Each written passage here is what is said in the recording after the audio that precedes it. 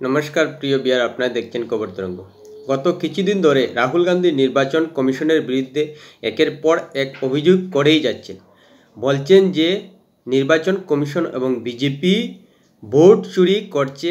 এ নিয়ে কর্ণাটকের মহাদেবপুরা বিধানসভা আসনে 1,00,000 ভোট নাকি চুরি হয়েছে, যার কারণেই 32,000 মার্জিনে যে বিজেপি জিতেছে সেটা জিততে পারত না। এ নিয়েই বিভিন্ন আসনের তথ্য তুলে ধরার চেষ্টা করছেন রাহুল গান্ধী এবং এক্ষেত্রে নির্বাচন কমিশনকে দাগিয়ে দিচ্ছেন।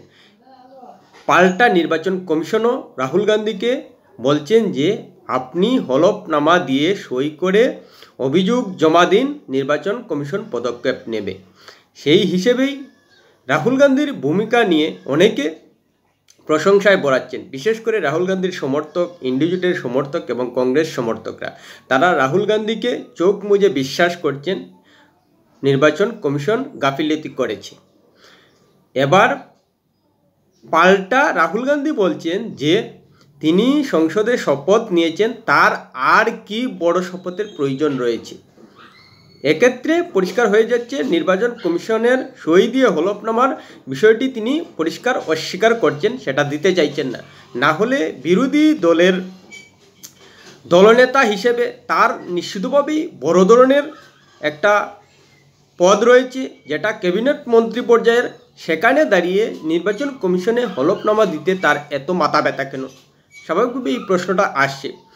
এক্ষেত্রে রাহুলের তুলনা টানতে গিয়ে প্রধানমন্ত্রী নরেন্দ্র মোদীর প্রসঙ্গ আনতে পারি, কারণ প্রধানমন্ত্রী নরেন্দ্র মোদীও কিন্তু শপথ নিয়ে দেশের কল্যাণের জন্য কাজ করে যাবেন প্রতিশ্রুতি দিয়েছেন।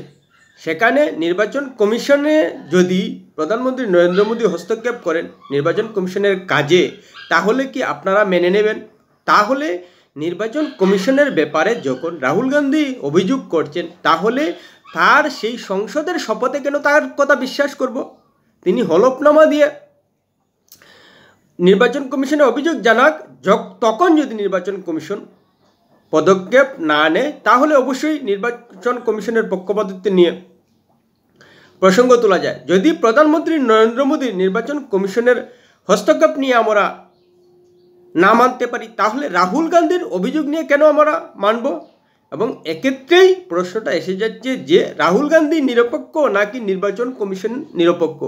এই ব্যাখ্যাই এবারের কথা তুলে ধরছি। প্রিয় বিয়ার, ভিডিওটি ভালো লাগলে সাবস্ক্রাইব করবেন, এতে আপনার ক্ষতি হবে না, কিন্তু আমাদের উপকার করে দেবেন। গত কয়েকদিন থেকেই আমরা রাহুল গান্ধীর একের পর এক বিস্ফোরক মন্তব্য বলা যায় দেখতে পাচ্ছি। দেখা যাচ্ছে যে কোথাও এক বাড়ির নম্বরে 80 জন, 230 জনের নাম এবং একই এপিক নম্বরে 2 জন ব্যক্তির নাম, 2 জায়গায় ভোটার নাম, এসব আমরা দেখতে পাচ্ছি।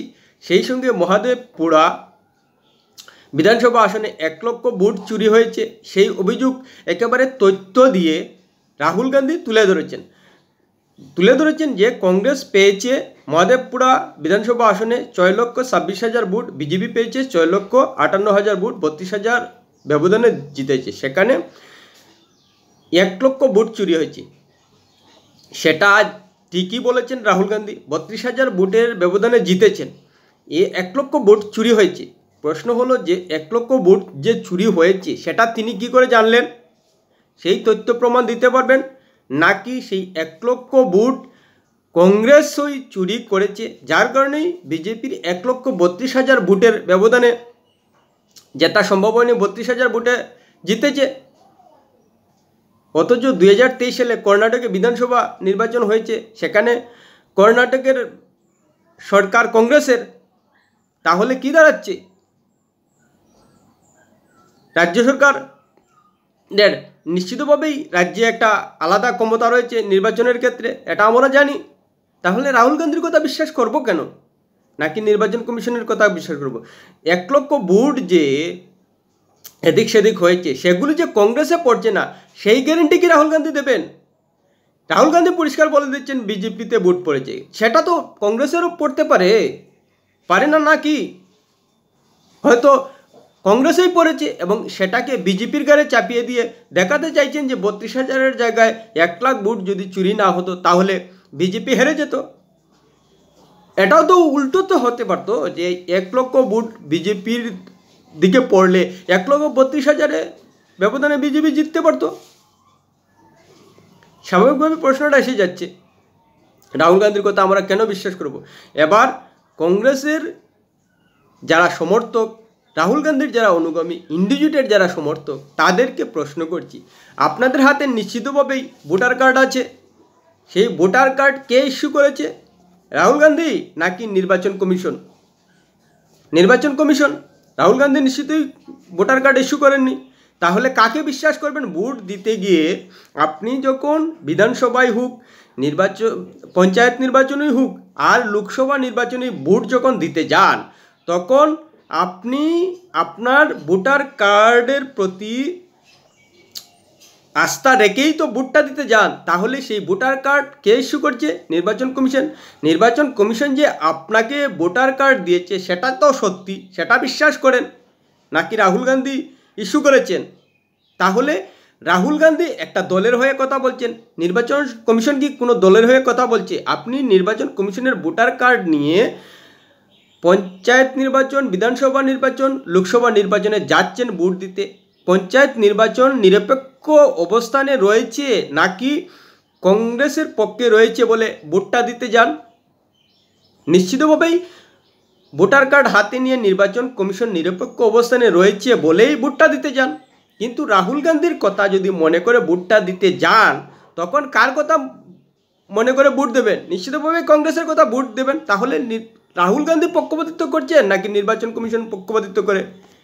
ভেবে নিন, এতে প্রমাণ হয়ে যাবে যে আপনি কাকে বিশ্বাস করবেন। আপনার ভোটার কার্ড আপনাকে বুঝিয়ে দেবে যে কাকে বিশ্বাস করার কথা। আর রাহুল গান্ধী যেসব অভিযোগ করছে সেসব তিনি রাজনীতির জন্য করছেন। পঞ্চায়েত নির্বাচন হোক, বিধানসভা নির্বাচন হোক, লোকসভা নির্বাচনই হোক, যখন আপনি ভোট দিতে যাবেন, নির্বাচন কমিশন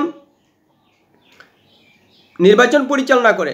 তাহলে কি আপনাদের মধ্যে যদি যে নির্বাচন কমিশন পক্ষপাতিত্ব করে ভাবটা এসে যায়, তাহলে কি ভোট দিতে যাবেন? ভাবুন আপনারা।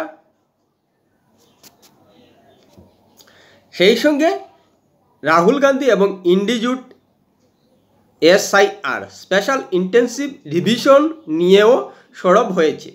কোনো অবস্থায় এটা করতে দিতে চায় না ইন্ডিজুট। এজন্য নির্বাচন কমিশন ঘেরাও করেছেন ইন্ডিজুটের রাজনৈতিক নেতারা। এবং আমরা জানি যে SIR নির্বাচন কমিশন করাচ্ছে যাতে যেসব মৃত ভোটার রয়েছে তাদের বাদ দিতে, যারা ঠিকানা বদলেছে, এক জায়গা থেকে অন্য জায়গায় গেছে, তাদের নাম পূর্বে জায়গা থেকে থাকলে সেগুলো বাদ দিতে, তারপর 2 জায়গায় নাম রয়েছে সেগুলো বাদ দিতে, এক জায়গায় রাখতে, তারপর নিষ্ক্রিয় ভোটার দীর্ঘদিন থেকে, এবং অবশ্যই ভুয়ো ভোটার এবং যারা প্রকৃত ভোটার, যাদের ভুলের কারণে নাম বাদ গেছে, তাদের সঠিক অবস্থান করতেই SIR করা হচ্ছে। তাতে ইন্ডিজুটের এত মাথা ব্যথা কেন? যদি সত্যিকার অর্থেই ভোটার রিভিশন হয়ে ভোটার তালিকা তৈরি হয়, তাহলে তো নির্বাচন কমিশন নিরপেক্ষভাবেই করবে। এখানেই কংগ্রেস এবং ইন্ডিজুটের সমস্যা, যে ভুয়ো ভোটার যেগুলো রয়েছে সেগুলো তাদের ভোট ব্যাংক বলে ধরে নিচ্ছে, এবং সেগুলো বাতিল হলে যে তাদের ভোটার সংখ্যা কমে যাবে সেটাই ধরা হচ্ছে। এজন্যই তাদের তৎপরতা শুরু হয়েছে যাতে SIR না হয়। অথচ SIR এর মাধ্যমে যেসব নাম সত্যিকার অর্থে ভোটার লিস্টে উঠে আসবেন, তারা তো কাকে কংগ্রেসকে ভোট দিবে, কে কংগ্রেসকে ভোট দেবে, কে বিজেপিকে ভোট দেবে, সেটা তো যাচাই হবে না। আর যেভাবে রাহুল গান্ধীরা সরব হচ্ছেন যে একই এপিক নম্বরে বিভিন্ন জায়গায় ভোট এবং একই গড় নম্বরে 80 জন 230 জনের নাম রয়েছে, এ নিয়ে অবশ্যই বুথ লেভেল অফিসাররা যে ভূমিকা নিচ্ছেন তাদের প্রতি সন্দেহটা এসে যাচ্ছে। নিশ্চিতভাবে আমরা ভাবতে পারি যে সব বুথ লেভেল অফিসার নির্বাচন কমিশনের অবস্থান নিয়ে নিরপেক্ষ নেই, নিশ্চিতভাবেই বিরোধী রাজনৈতিক দলের সমর্থনও বুথ লেভেল অফিসাররা থাকেন, তাদের নিজস্ব মতামত থাকেন না, তারাও কি এই ধরনের পদক্ষেপ নিচ্ছেন যে এক ঘরের নম্বরে 80 জনকে ঢুকিয়ে দিচ্ছেন যাতে সেটা নিয়ে রাজনীতি হয়? না হলে প্রতিটা ওয়ার্ডে বুথ লেভেল অফিসার থাকেন এবং তাদের জানার কথা যে এক রুম নম্বরে কি করে 80 জন হয়, সন্দেহ হওয়ার কথা। সেই বুথ লেভেল অফিসারদেরকেও সন্দেহ হচ্ছে না, আর সেই দায় নির্বাচন কমিশনের উপর ঠেলে দেওয়া হচ্ছে। স্বাভাবিকভাবে প্রশ্নটা এসে যাচ্ছে বুথ লেভেল অফিসারদের ভূমিকা নিয়ে। তারা কি বিরোধী রাজনৈতিক মতাদর্শে বিশ্বাসী, যার কারণে এভাবে ভুল ভোটার লিস্ট তৈরিতে সাহায্য করছেন? এটাও তো হতে পারে। রাহুল গান্ধীর বর্তমান ভূমিকা নিয়ে এই কথাটি মনে আসছে যে কর্ণাটকে বুথ লেভেল অফিসাররা কি এই ধরনের ভূমিকা নিয়েছিল যে 1 নং কোটায় বা 1 নম্বর একটি গড়ে 80 জন ভোটারের নাম ঢুকিয়ে দিয়ে বিতর্ক সৃষ্টি করেছে। কারণ কংগ্রেস সরকার কর্ণাটকে রয়েছে, সেটাও আমরা জানি। তাই রাহুল গান্ধীর এমন তথ্যসহ তুলে ধরার মাধ্যমে বুথ লেভেল অফিসারদের ভূমিকাটাই সামনে চলে আসছে যে তারা নিশ্চিতভাবেই কংগ্রেস সরকারের সমর্থক, এবং যাতে রাহুল গান্ধী এ ধরনের বিতর্ক সৃষ্টি করতে পারেন সেই হিসেবেই একই গড়ের নম্বর উল্লেখ করে 80 জনকে ঢুকিয়ে দিয়েছে। অথচ রাহুল গান্ধী হলফনামা দিয়ে নির্বাচন কমিশনে অভিযোগ দায়ের করতে পারছেন না, সেই সৎসাহসটুকু দেখাতে পারছেন না, অথচ তিনি বিরোধী রাজনৈতিক দলনেতা। এখানেই তো প্রমাণ হয়ে যাচ্ছে যে তার নিরপেক্ষ ভূমিকা কতটুকু। হ্যাঁ, তিনি বিরোধী দলনেতা হিসেবে বিরোধিতা করতে পারেন, কিন্তু বিরোধিতা করতে গিয়ে তার ভূমিকা যে প্রশ্নের মুখে পড়ে যাচ্ছে, নিরপেক্ষ অবস্থানে থাকছেন না, সেটাও তো সামনে আসছে। তাকে কেন বিশ্বাস করব? নির্বাচন কমিশন আমাকে ভোটার কার্ড দিয়েছে নিরপেক্ষভাবে, রাহুল গান্ধী তো দিননি। নির্বাচনের ব্যাপারে যে কোনো ক্ষেত্রেই আমরা নির্বাচন কমিশনকেই বিশ্বাস করব, কারণ নির্বাচন কমিশন নিরপেক্ষভাবেই নির্বাচনটা অনুষ্ঠিত করেন, রাহুল গান্ধী করেন না। তাহলে রাহুল গান্ধীকে কেন বিশ্বাস করব? প্রধানমন্ত্রী যদি নির্বাচন কমিশনের কাজে হস্তক্ষেপ না করতে পারে, তাহলে রাহুল গান্ধী কেন বিনা হলফনামা ছাড়া নির্বাচন কমিশনের ব্যাপারে হস্তক্ষেপ করার কথা আসছে? স্বাভাবিকভাবেই প্রশ্ন এসে যাচ্ছে।